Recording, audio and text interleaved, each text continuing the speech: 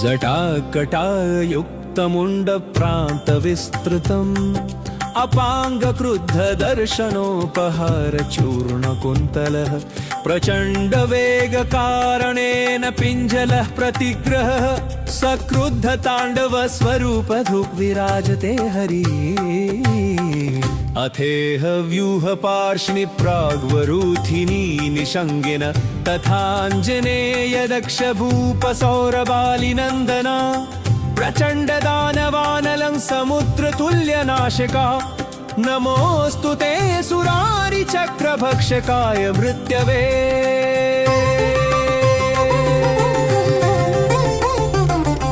कलेवरे कषाय वासहस्तकार्मुकं हरे उपासनोपसङ्गमार्थधृग्विशाखमण्डलम् हृदि स्मरन् दशाकृते कुचक्रचौर्यपातकम् विदार्यते प्रचण्डताण्डवाकृते स राघवः प्रकाण्ड कर्मदेहछिद्रकारणम् कुकूटकूटकूटकोणपात्मजाभिमर्दनम् तथा गुणेन दर्शयन् कृपीटकेशलं व्यमीशमेकराघवं भजे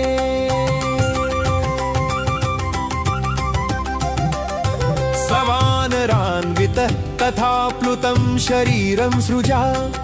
विरोधि मेदसाग्रमात्स गुल्मकालखण्डनैः महासिपाशशक्तिदण्डधारकैः निशाचरैः परिप्लुतं कृतं शवैश्च येन भूमिमण्डलम्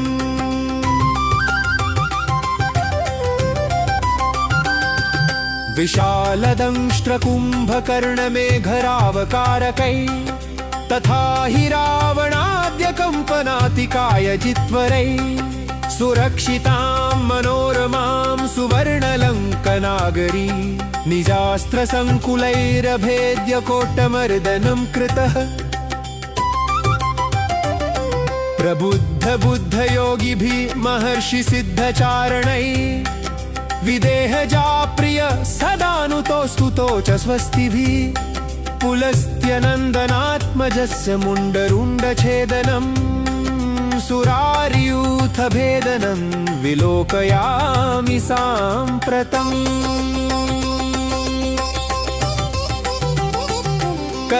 करालकालरूपिणं महोग्रचापधारिणं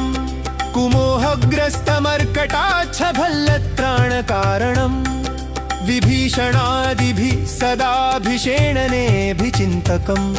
भजामि जित्वरं तथोर्मिलापते प्रियाग्रजम्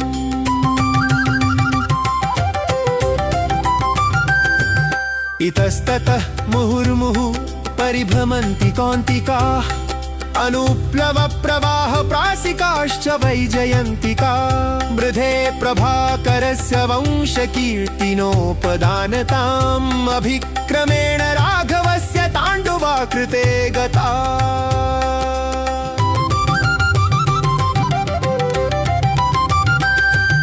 निराकृतिं निरामयं तथादिसृष्टिकारणम्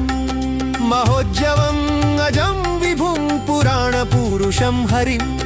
निरङ्कुशं निजात्मभक्तजन्म मृत्युनाशकम् अधर्ममार्गघातकं कपीशव्यूहनायकम्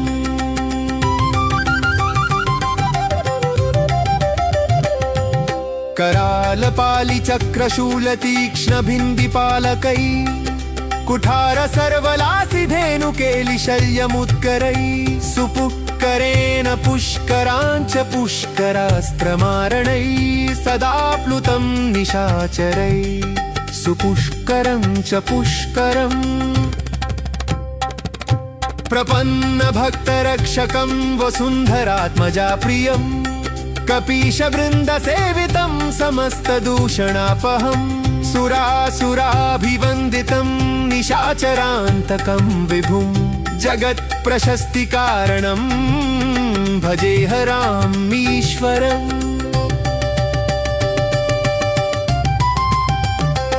जटाकटायुक्तमुण्डप्रान्तविस्तृतम् अपांग क्रुद्ध दर्शनोपहार चूर्ण कुन्तलः प्रचंड वेग कारणेन पिञ्जलः प्रतिग्रहः सक्रुद्ध तांडव स्वरूप धृक् विराजते हरि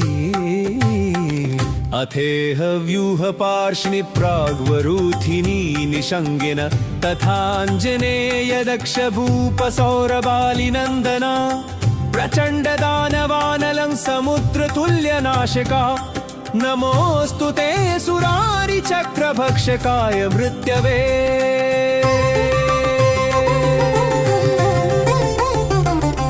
कलेवरे कषाय वासहस्तकार्मुकं हरे उपासनोपसंगमार्थधृग्विशाखमण्डलम्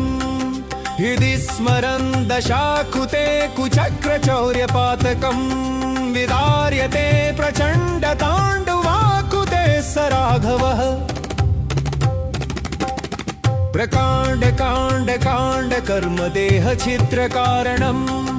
कुकूट कूट कूट कोणपात्मजाभिमर्दनम् तथा गुणं गुणं गुणं गुणं गुणेन दर्शयन् कृपीठकेशलं व्यमीशमेक राघवं भजे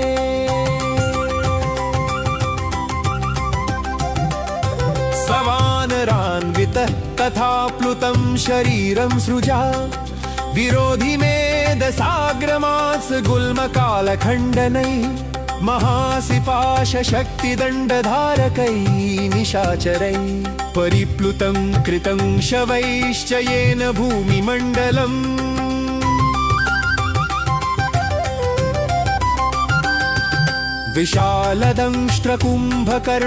विशालदंष्ट्रकुम्भकर्णमेघरावकारकै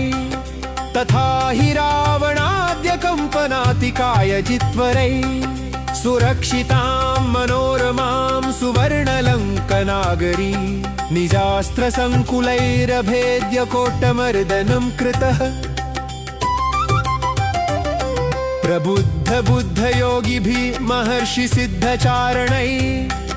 विदेहजा प्रिय सदानुतोस्तुतो च स्वस्तिभिः पुलस्त्यनन्दनात्मजस्य मुण्डरुण्डछेदनम्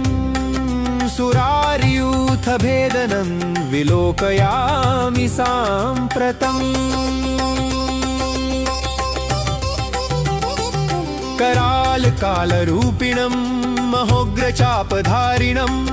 कुमोहग्रस्तमर्कटाच्छभल्लत्राणकारणं विभीषणादिभिः सदाभिषेणनेऽभिचिन्तकम् भजामि जित्वरं तथोर्मिलापते प्रियाग्रजम्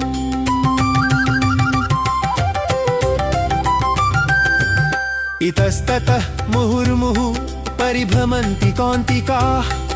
अनुप्लव प्रवाह प्रासिकाश्च वैजयन्तिका मृधे प्रभाकरस्य वंशकीर्तिनोपदानताम् अभिक्रमेण राघवस्य ताण्डवाकृते गता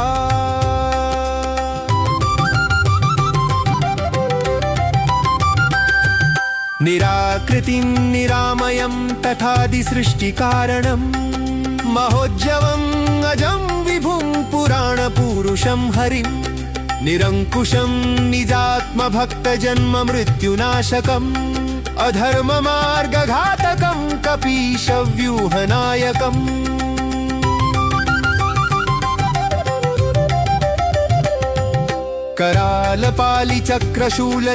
करालपालिचक्रशूलतीक्ष्णभिन्दिपालकै कुठार सर्वलासिधेनुकेलिशल्यमुत्करै सुपुष्करेण पुष्कराञ्च पुष्करास्त्रमारणै सदा प्लुतं निशाचरै सुपुष्करं च पुष्करम् प्रपन्नभक्तरक्षकं वसुन्धरात्मजा प्रियम् कपीशवृन्दसेवितं समस्तदूषणापहम् सुरासुराभिवन्दितं निशाचरान्तकं विभुं जगत्प्रशस्तिकारणं भजेहरामीश्वरम्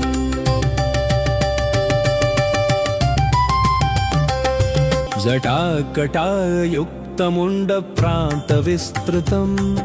अपाङ्गक्रुद्धदर्शनोपहारचूर्णकुन्तलः प्रचण्डवेगकारणेन पिञ्जलः प्रतिग्रहः सक्रुद्धताण्डवस्वरूपधुग्विराजते हरिः अथेह व्यूहपार्ष्णि प्राग्वरूथिनी निषङ्गिन तथाञ्जनेय दक्षभूपसौरबालिनन्दना प्रचण्डदानवानलं समुद्रतुल्यनाशका नमोऽस्तु ते सुरारिचक्रभक्षकाय मृत्यवे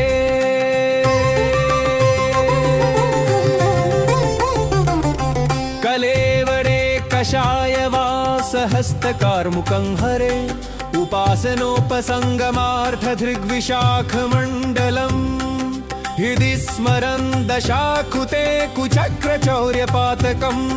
विदार्यते प्रचण्डताण्डवाकृते स राघवः प्रकाण्ड कर्मदेह छिद्रकारणम् कुकूटकूटकूटकोणपात्मजाभिमर्दनम् तथा गुणेन दर्शयन् कृपीटकेशलं व्यमीशमेकराघवं भजे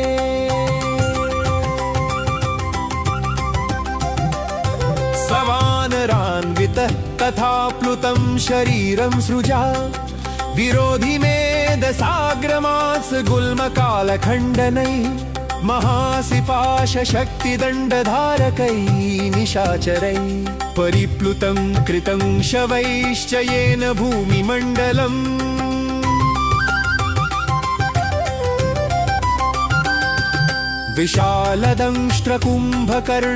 विशालदंष्ट्रकुम्भकर्णमेघरावकारकैः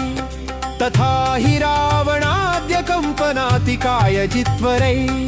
सुरक्षितां मनोरमां सुवर्णलङ्कनागरी निजास्त्रसङ्कुलैरभेद्य कोट्टमर्दनं कृतः प्रबुद्धबुद्धयोगिभिः महर्षिसिद्धचारणैः विदेहजाप्रिय सदानुतोस्तुतो च स्वस्तिभिः पुलस्त्यनन्दनात्मजस्य मुण्डरुण्डछेदनम् सुरार्यूथभेदनं विलोकयामि साम्प्रतम्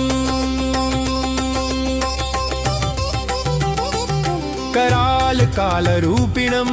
महोग्रचापधारिणं कुमोहग्रस्तमर्कटाच्छभल्लत्राणकारणं विभीषणादिभिः सदाभिषेणनेऽभिचिन्तकं भजामि जित्वरं तथोर्मिलापते प्रियाग्रजम्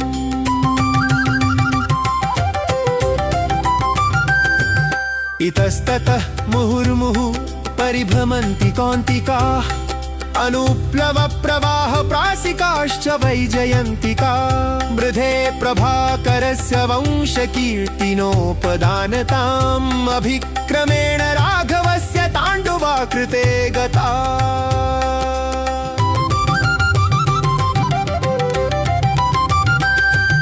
निराकृतिं निरामयं तथादिसृष्टिकारणं महोज्जवम् अजं विभुं पुराणपुरुषं हरिं निरङ्कुशं निजात्मभक्तजन्म मृत्युनाशकम् अधर्ममार्गघातकं कपीशव्यूहनायकम्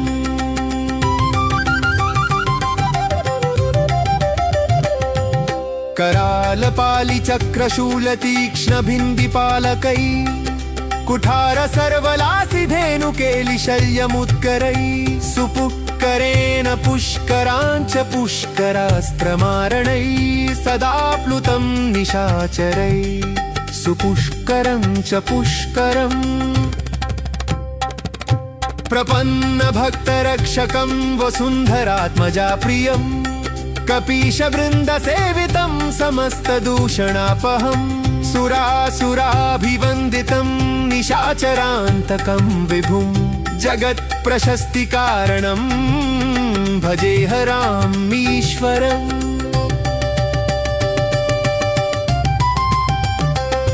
जटाकटायुक्तमुण्डप्रान्तविस्तृतं अपाङ्गक्रुद्धदर्शनोपहार चूर्णकुन्तलः प्रचण्डवेगकारणेन पिञ्जलः प्रतिग्रहः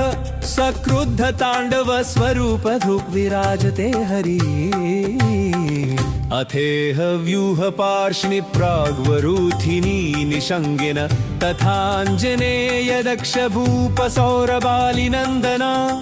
प्रचण्डदानवानलं समुद्रतुल्यनाशका नमोऽस्तु ते सुरारिचक्रभक्षकाय मृत्यवे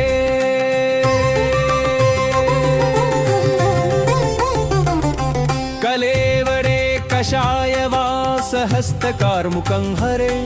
उपासनोपसङ्गमार्थधृग्विशाखमण्डलम् हृदि स्मरन् दशाकृते कुचक्रचौर्यपातकम् विदार्यते प्रचण्डताण्डवाकृते स राघवः प्रकाण्ड कर्मदेहछिद्रकारणम् कुकूटकूटकूटकोणपात्मजाभिमर्दनम् तथा गुणेन दर्शयन् कृपीटकेशलं व्यमीशमेकराघवं भजे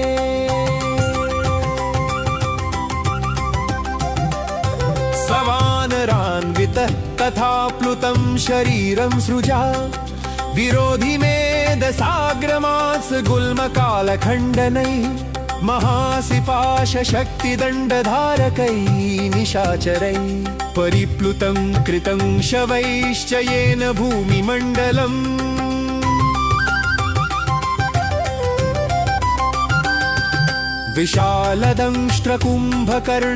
विशालदंष्ट्रकुम्भकर्णमेघरावकारकैः तथा हि रावणाद्यकम्पनातिकाय जित्वरैः सुरक्षितां मनोरमां सुवर्णलङ्कनागरी निजास्त्रसङ्कुलैरभेद्य कोट्टमर्दनं कृतः प्रबुद्धबुद्धयोगिभिः महर्षिसिद्धचारणैः विदेहजाप्रिय सदानुतोस्तुतो च स्वस्तिभिः पुलस्त्यनन्दनात्मजस्य मुण्डरुण्डछेदनम् सुरार्यूथभेदनं विलोकयामि साम्प्रतम्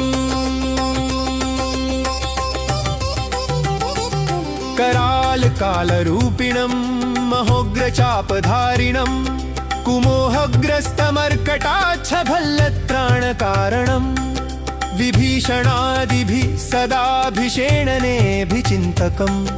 भजामि जित्वरं तथोर्मिलापते प्रियाग्रजम्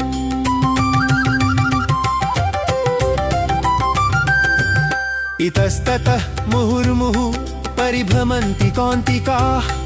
अनुप्लवप्रवाहप्रासिकाश्च वैजयन्तिका मृधे प्रभाकरस्य वंशकीर्तिनोपदानताम् अभिक्रमेण राघवस्य ताण्डवाकृते गता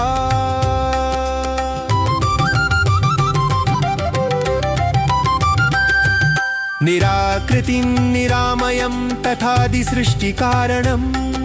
महोज्जवम् अजं विभुं पुराणपुरुषं हरिं निरङ्कुशं निजात्मभक्तजन्म मृत्युनाशकम् अधर्ममार्गघातकं कपीशव्यूहनायकम्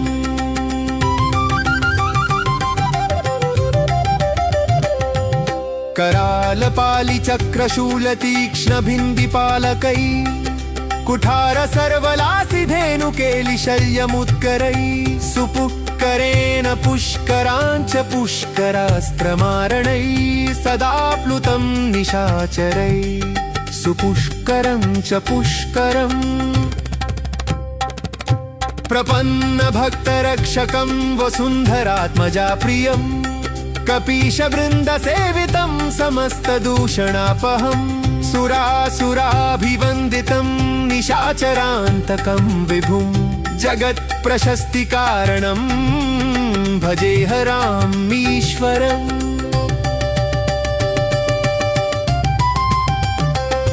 जटाकटायुक्तमुण्डप्रान्तविस्तृतं अपाङ्गक्रुद्धदर्शनोपहार चूर्णकुन्तलः प्रचण्डवेगकारणेन पिञ्जलः प्रतिग्रहः सक्रुद्धताण्डवस्वरूपधुक् विराजते हरिः अथेह व्यूहपार्ष्णि प्राग्वरूथिनी निषङ्गिन तथाञ्जनेय दक्षभूपसौरबालिनन्दना प्रचण्डदानवानलं समुद्रतुल्यनाशिका नमोऽस्तु ते सुरारिचक्रभक्षकाय मृत्यवे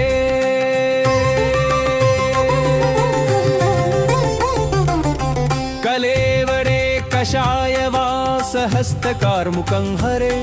उपासनोपसङ्गमार्थधृग्विशाखमण्डलम् हृदि स्मरन् दशाकुते कुचक्रचौर्यपातकम् विदार्यते प्रचण्डताण्डवाकुते स राघवः प्रकाण्ड कर्मदेह छिद्रकारणम् कुकूटकूटकूटकोणपात्मजाभिमर्दनम् तथा गुणेन दर्शयन् कृपीटकेशलं व्यमीशमेकराघवं भजे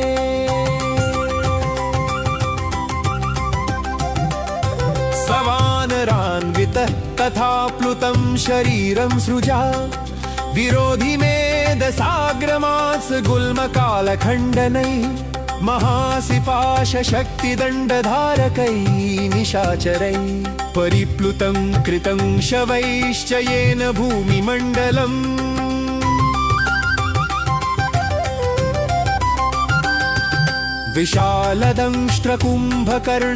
विशालदंष्ट्रकुम्भकर्णमेघरावकारकैः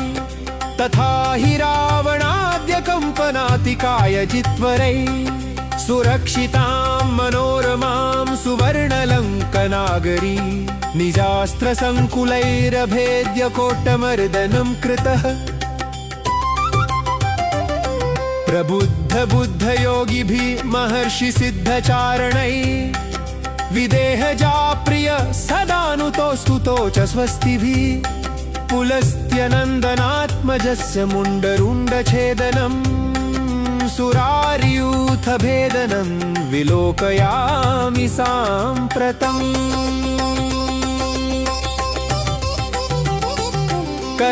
करालकालरूपिणं महोग्रचापधारिणं कुमोहग्रस्तमर्कटाच्छभल्लत्राणकारणं विभीषणादिभिः सदाभिषेणनेऽभिचिन्तकं भजामि जित्वरं तथोर्मिलापते प्रियाग्रजम्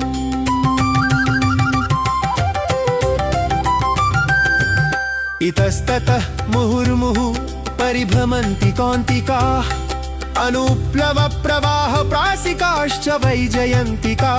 मृधे प्रभाकरस्य वंशकीर्तिनोपदानताम् अभिक्रमेण राघवस्य ताण्डवाकृते गता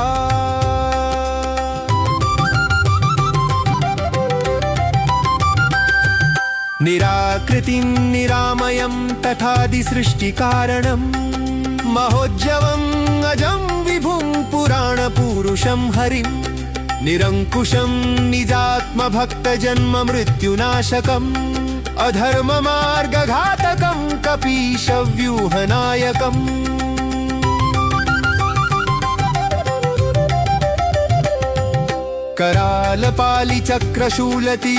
करालपालिचक्रशूलतीक्ष्णभिन्दिपालकैः कुठारसर्वलासिधेनुकेलिशल्यमुत्करैः सुपुष्करेण पुष्कराञ्च पुष्करास्त्रमारणैः सदा प्लुतं निशाचरैः सुपुष्करं च पुष्करम् प्रपन्नभक्तरक्षकं वसुन्धरात्मजा प्रियम् कपीशवृन्दसेवितं समस्तदूषणापहम् सुरासुराभिवन्दितं निशाचरान्तकं विभुं जगत्प्रशस्तिकारणं भजेह राममीश्वरम्